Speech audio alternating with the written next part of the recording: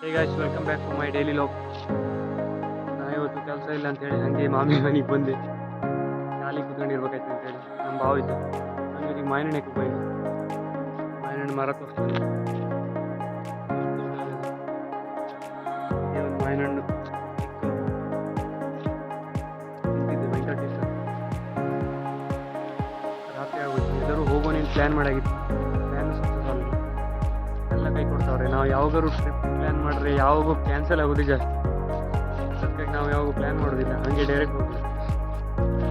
ನೋಡೋದು ನಾಳೆ ಗಿಡಿ ಕಾಯ್ತೀವಿ. ಮಾವಿನ ಮತ್ತು ಸೂಪರ್. ಯಾರಿಗಾರು ಬೇಕಾದ್ರೆ ಕಮೆಂಟ್ ಮಾಡಿ.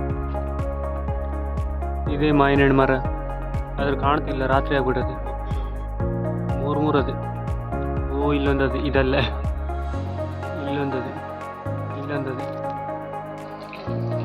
ಹಾಗೆ ಮುಂದೆ ಬಂದು ನೋಡ್ದೆ, ಇಲ್ಲಿ ನೋಡ್ರಿ ಒಳ್ಳೆ ಹೂದೋಟ ಇದೆ ನೋಡಿ, ಈಶ್ವರನ ಹೂದೋಟ.